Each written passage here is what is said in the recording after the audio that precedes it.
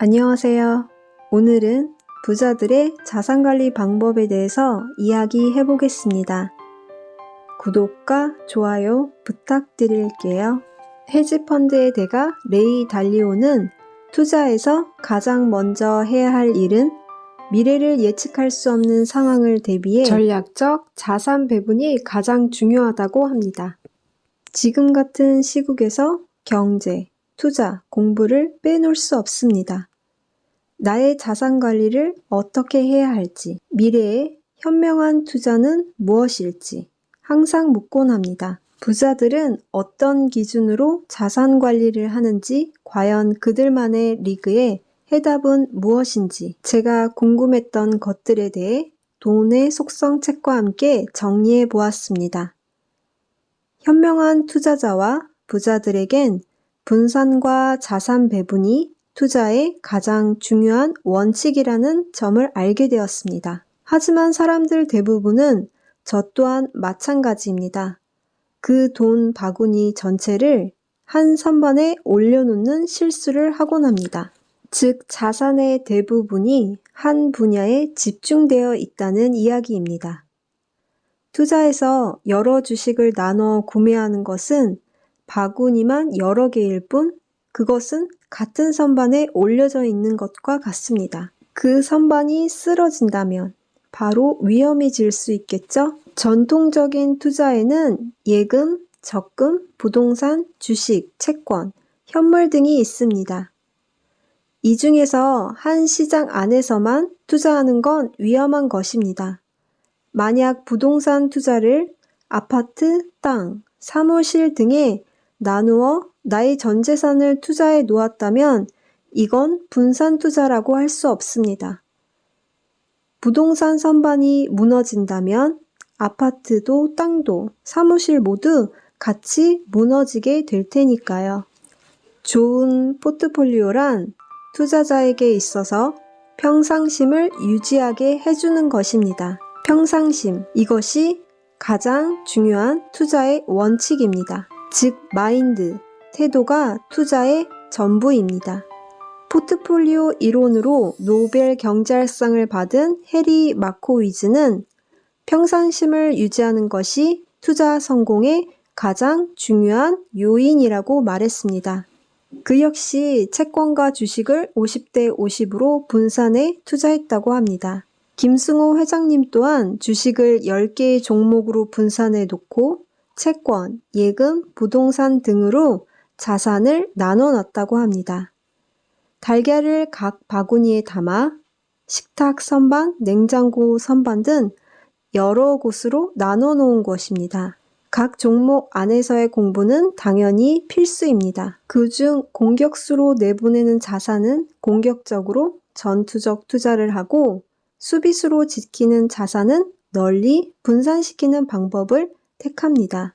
나의 자산은 반드시 지켜야 할 자산입니다. 따라서 몽땅 같은 선반 위에 올려놓으면 안 됩니다. 천천히 차곡차곡 잃지 않고 하는 것이 가장 빨리 많이 버는 방법이라는 사실을 잊지 않아야 합니다. 부자 되는 방법에 대해서 구체적으로 알아보겠습니다.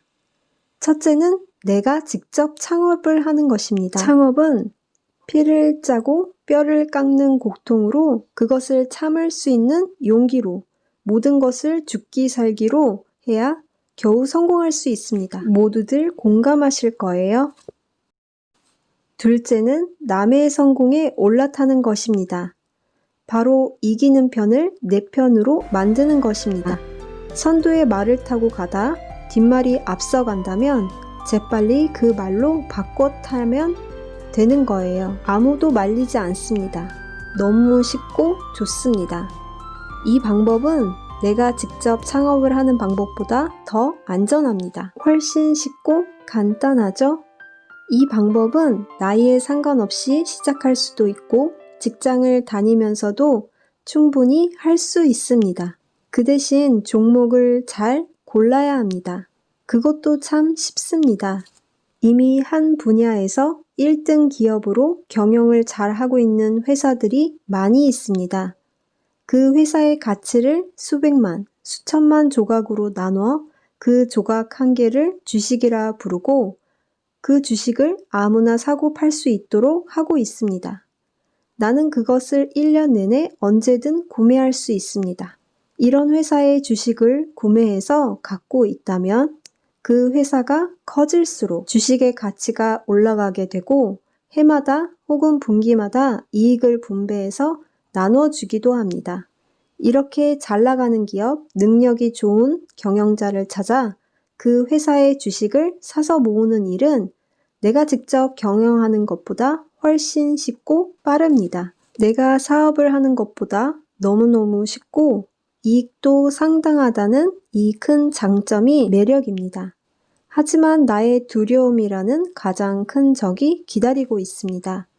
그 두려움은 나를 지키고 보호하려고 하는 것이기 때문에 그 감정을 충분히 이해하면서 그 두려움을 달랠 수 있도록 정기적으로 소액을 투자하며 그 기업을 공부하고 나의 투자 감각을 익힐 수 있도록 해야 합니다. 내공을 쌓는 정성이 필요합니다. 하지만 여기서부터 조심하고 또 노력해야 되는 일이 있습니다. 산 주식이 오른다면 팔 생각을 버려야 합니다. 주식은 파는 것이 아니라 살 뿐이라는 생각을 가지며 주식은 샀다 팔았다 하는 것 아닌가요? 회사의 본질 가치가 훼손되지 않는 한 주식은 파는 것이 아닙니다. 배당이 나온 주식이라면 평생 팔지 않아도 괜찮습니다. 내가 산 주식이 사자마자 빨리 오르는 것도 좋은 것이 아닙니다. 주식은 오래 천천히 길게 올라야 합니다. 그래야 내가 돈을 더 모아 그 좋은 주식을 더 가질 수 있기 때문입니다. 단 한 주만 갖고 있어도 나는 그 회사의 사주입니다.